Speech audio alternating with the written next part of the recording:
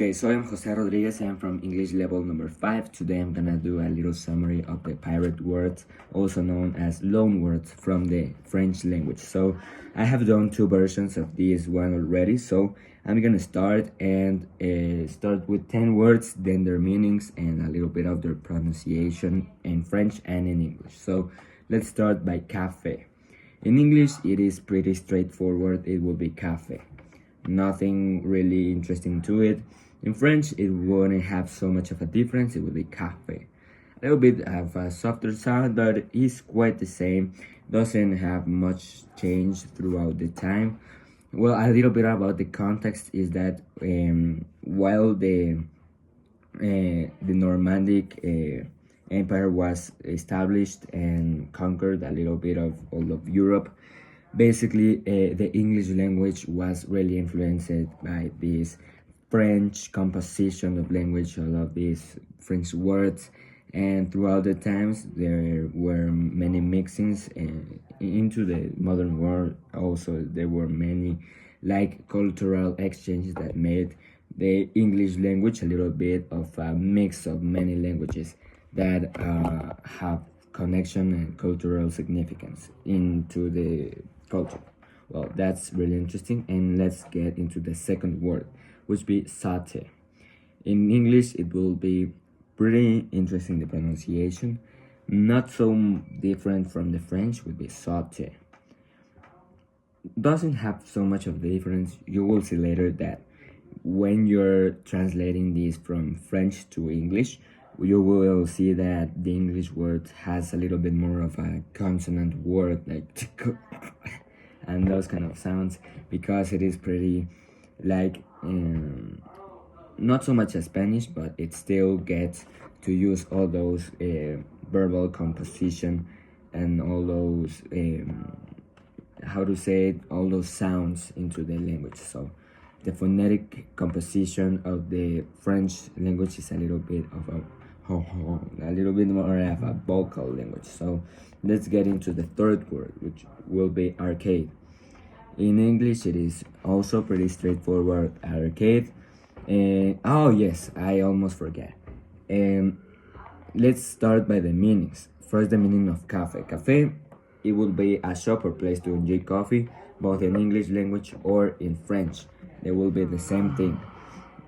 Saute, in English, it would be a way of cooking, would be a quick frying technology using a small amount of oil, and in French it would mean like only saute would mean like jump basically. But yes, it will be mostly used in cooking environments or cuisine.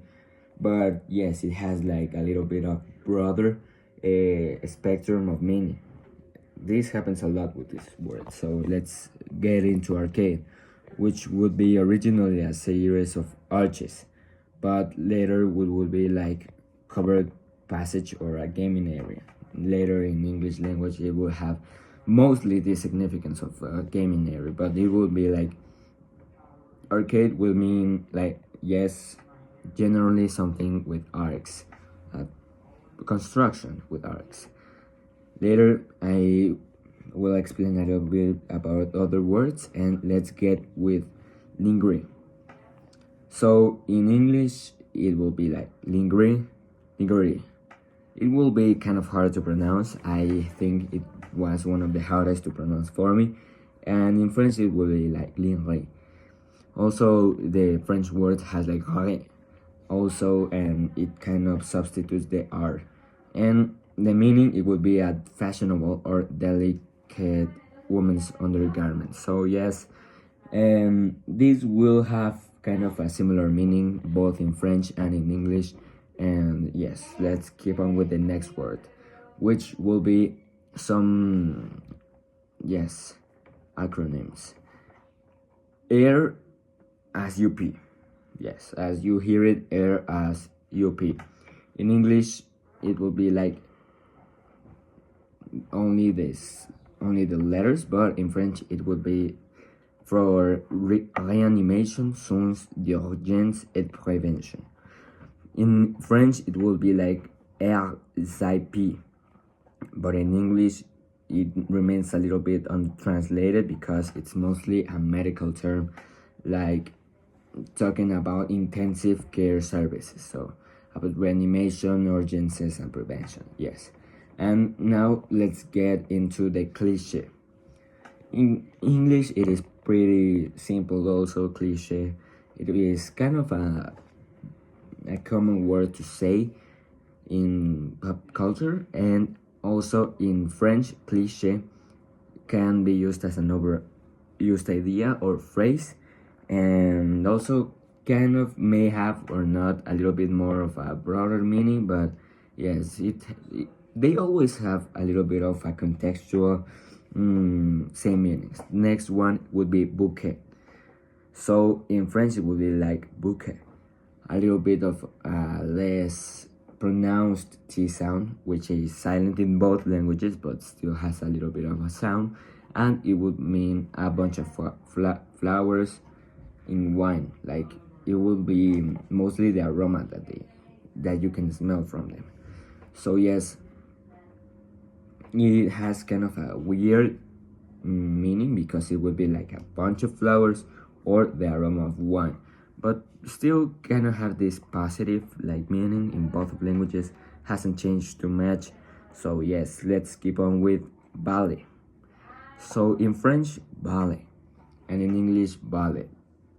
So the meaning on both of them is a classical form of dance, and it has almost no significance culturally between English and French, but still kind of a interesting thing that it comes from French. The next one would be coup d'etat. So yes, that is a really interesting word because it basically means a sudden overthrow of the government. So yeah, in French it would be like coup d'etat, and in French it would be coup d'etat. Will be, well, there's no so much of a difference. Also, let's have in account that depending on the state of the United States you are or the region you are, of people that are like English talkers, you will hear a little bit of a different pronunciation for every of these terms because they are kind of specific and can be really easily mispronounced. Next one would be debut. In French it will be like debut, and in English, debut. There is a little bit of a difference between pronunciation. It's kind of simple between both of them, just the final letters, and the meaning it's a person first performance or appearance. It's kind of interesting because in Spanish language, this is kind of used also for when a soccer player is first going to have a match, or is gonna have any match. Actually, you can say, oh no, he's gonna debutar, like debut on some kind of match. So that is very interesting. I think it's time to conclude this and say that it was a really interesting experience to see all these strong connections, these cultural similarities between English and French, and how these kind of have a relationship between both of them languages. Also, like, interesting that most of these themes were about cuisine, fashion, arts, and politics. There are some of the things that English language and French have been in contact because of the cultural and political environment. So thank you very much. This was all of my performance, and see you later.